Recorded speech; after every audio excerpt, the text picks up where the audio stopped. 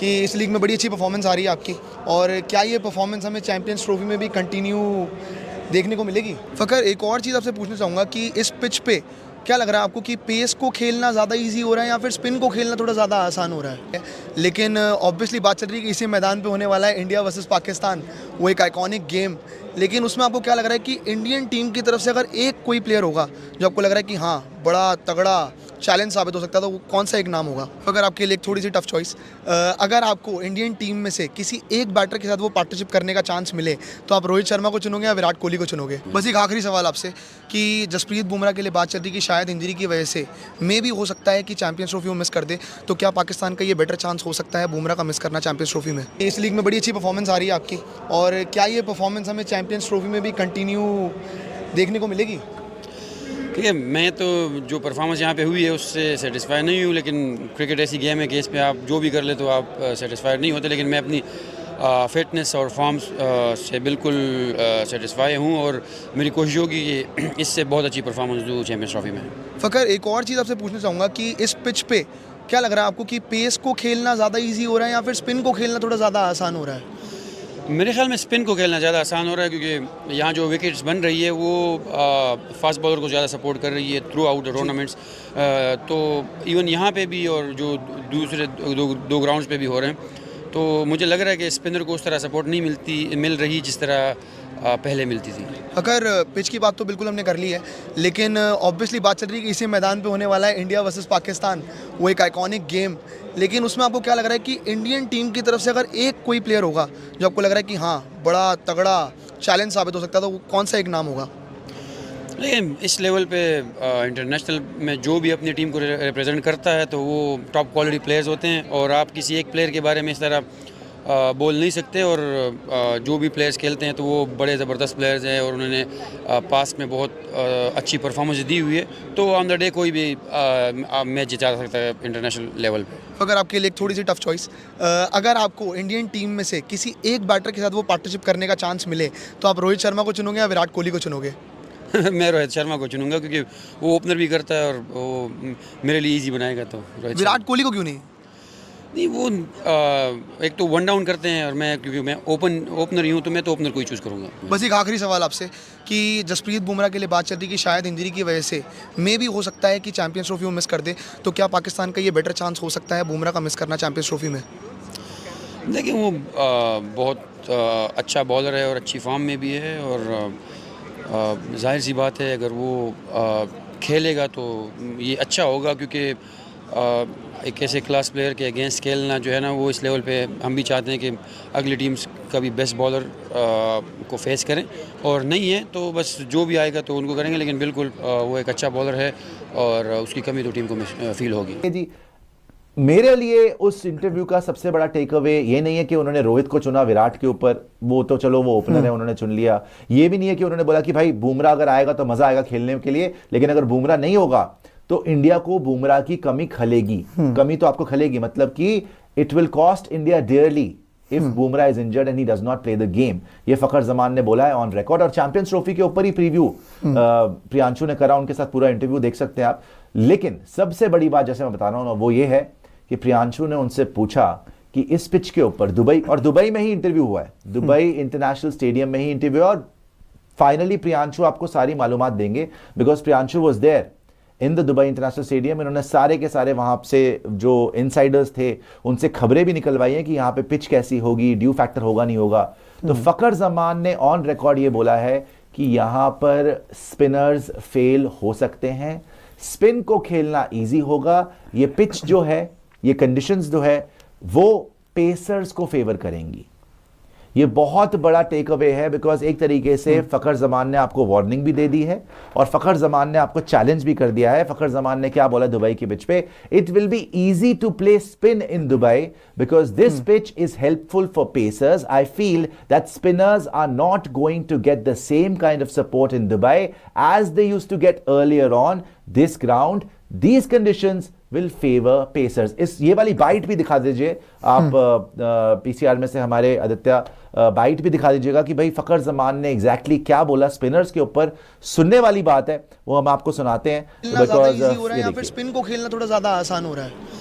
मेरे ख्याल में स्पिन को खेलना ज़्यादा आसान हो रहा है, क्योंकि यहाँ जो विकेट्स बन रही है वो फास्ट बॉलर को ज़्यादा सपोर्ट कर रही है थ्रू आउट द टूर्नामेंट्स। तो इवन यहाँ पे भी और जो दूसरे दो ग्राउंड्स पे भी हो रहे हैं, तो मुझे लग रहा है कि स्पिनर को उस तरह सपोर्ट नहीं मिल रही जिस तरह पहले मिलती थी।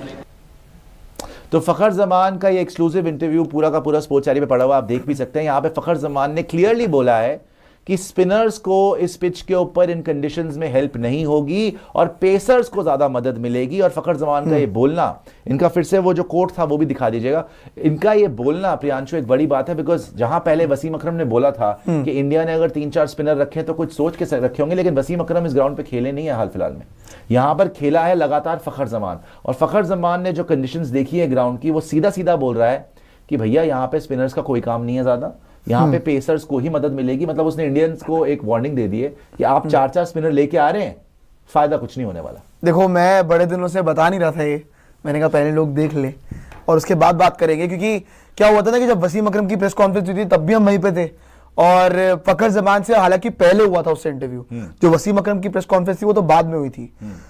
अब वहां से वसीम अकरम जी से कुछ और सुनने को मिला। अब होता क्या है ना, वो लेजेंड है नो डाउट, उनका स्टेटमेंट भी मैटर कर रहा है, बहुत ज्यादा मैटर करता है। उन्होंने बहुत क्रिकेट खेली है पहले, और उन्होंने बोला कि भाई स्पिनर्स वहां पे गेम में आएंगे, बट जितने भी, सिर्फ फ़खर ज़मान नहीं, मैंने बहुत टीम्स के प्रैक्टिस सेशंस भी अटेंड करे थे, और मेरी जितने प्लेयर्स से बात हुई और जितने लोगों से बात हुई, सबसे मुझे यही एक इनसाइड मिला, जो बात सामने आई कि स्पिनर्स को जितनी पहले हेल्प मिलती थी दुबई में, एक ही स्टेटमेंट हर किसी से सुनने को मिली है, कुछ अलग नहीं, कि स्पिनर्स को जितनी पहले दुबई में हेल्प मिलती थी उतनी ज्यादा कोई खास नहीं मिल रही है, और बॉल रुक के आ रही है, बॉल रुक के आ रही है, पेस्ड विकेट है, हाँ। पेसर्स को ज्यादा मदद मिलती है। दुबई हिस्टोरिकली भी हमने देखा है कि बहुत ज्यादा वहां पे रन स्कोरिंग फेस्ट नहीं होता वहां पे कि 350 पौने 400 रन बन रहे हैं। वहां पे अगर आपके 250 के आसपास 270-80 बन गए, मैच होगा, बहुत अच्छी आपको विकेट मिल गई तो 300 तक चले गए आप, मैच फंस सकता है। लेकिन दुबई की पिच के ऊपर ज्यादा से ज्यादा स्कोर इस बार यही लग रहा है कि 250 के आसपास होगा।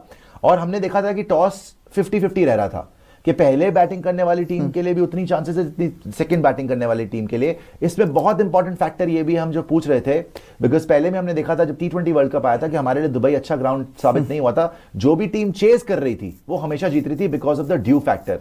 लेकिन इस बार हमें अपने सूत्रों से, प्रियांशु भी वहां पे पता करके आए कि ड्यू फैक्टर दुबई में इस बार शायद इतना ना हो। तो एक फ़खर ज़मान ने क्लियरिफाई करा, और वहां के जो भी सारे इनसाइडर्स थे, जो ग्राउंड के साथ काम कर रहे थे, जो पिचेस पे काम कर रहे थे, उनसे इनसाइड इंफॉर्मेशन यही निकाली है प्रियांशु ने कि शायद स्पिनर्स के लिए इतनी कंड्यूसिव विकेट्स ना हो दुबई के अंदर, और हम 4 स्पिनर लेके मिनिमम जा रहे हैं, वहां पर पेसर्स के लिए ज्यादा मदद होगी। और सेकेंडली ड्यू फैक्टर शायद इतना काम में नहीं आएगा। सो टॉस में जो हम सोच रहे थे कि अगर आप बाद में बैटिंग करते हैं, जो हमने 2021 के T20 वर्ल्ड कप में देखा था कि if you go for a chase then ज्यादातर आपको आसानी होती है मैच जीतने में, बिकॉज ड्यू बहुत आ जाती है। तो प्रियांशु इस बार शायद ड्यू फैक्टर का भी आप बोल रहे थे कि इतना ड्यू फैक्टर शायद रहेगा। अब इसमें एक बहुत बड़ी गेम है समझने के लिए, 2 अलग अलग पॉइंट्स है। अब मैं जब पहले 2 दिन था वहां पे, मैंने खुद जाके चेक किया, क्योंकि मैं पहले देखा था कि यार चलो देखते, खुद ही जाके देखते। जब ये फ़खर ज़मान का इंटरव्यू था, जैसे इंटरव्यू खत्म हुआ, मेरा पहला काम था ड्यू चेक करना कि ड्यू आ रही नहीं आ रही है, क्योंकि I want to know this, curiosity थी मन में। तो जब मैंने चेक करा, ड्यू एक पैसे की नहीं थी पहले दिन, फिर दूसरे दिन फिर सेम दुबई के स्टेडियम में मैच, फिर ड्यू नहीं थी, 2 दिन ड्यू नहीं आई, फिर होता है आपका बीच में शारजा का मैच, अबू धाबी का मैच, और फिर से आपका दुबई का मैच होता है 5वें दिन, और 5वें दिन पे ड्यू आ गई। ड्यू आ गई तो ऐसा तो नहीं है कि फरवरी आते आते, मतलब 23 फेब आते आते, या फरवरी जैसे है अभी, तो उसके अंदर मतलब 23 फेब आते आते आपके अगले 2 हफ्ते में कहीं ड्यू फैक्टर बढ़ जाए? यही बात पे मैं आ रहा था। जो मुझे बाद में सुनने को मिला, वो ये सुनने को मिला कि फरवरी के महीने में वहां पे थोड़ा सा ड्यू फैक्टर रहता है। जब पहले 1-2 दिन था, तब तो लग रहा था कि यार ड्यू नहीं आ रही है, जितने लोग बता रहे कि ड्यू नहीं आ रही भाई अभी, लेकिन फरवरी के महीने में बड़ा अनप्रेडिक्टेबल सा मामला रहता है, बट मोस्टली केसेस में आ जाती है ड्यू। अगर ड्यू होगी फिर तो भैया जो चेस करेगी टीम चांसेस बहुत इंपॉर्टेंट हो जाएगा, बिकॉज जो टीम चेस करेगी उसको बड़ी भारी एडवांटेज रहेगी। फ़खर ज़मान ने बुमराह के ऊपर भी बड़ी बात करी है। फ़खर ज़मान ने बोला कि भाई मैं बुमराह को जरूर खेलना चाहता हूं, लेकिन अगर बुमराह नहीं होंगे टीम के अंदर, इंडिया की टीम के अंदर, तो उनकी कमी तो खलेगी। सुनते हैं फ़खर ज़मान ने क्या बोला। एंड एग्जैक्टली ये कॉन्टेस्ट सब पूरी दुनिया देखना चाहती है, वो वाइट भी आप प्ले कर दीजिएगा। फ़खर ज़मान वर्सेस जसप्रीत बुमराह के लिए बात चल रही है कि शायद इंजरी की वजह से मे भी हो सकता है कि चैंपियंस ट्रॉफी वो मिस कर दे, तो क्या पाकिस्तान का ये बेटर चांस हो सकता है बुमराह का मिस करना चैंपियंस ट्रॉफी में?